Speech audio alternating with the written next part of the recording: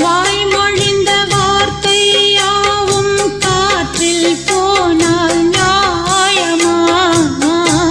பாய் விரித்து பாவை பார்த்த காதல் இன்பம் மாயமா?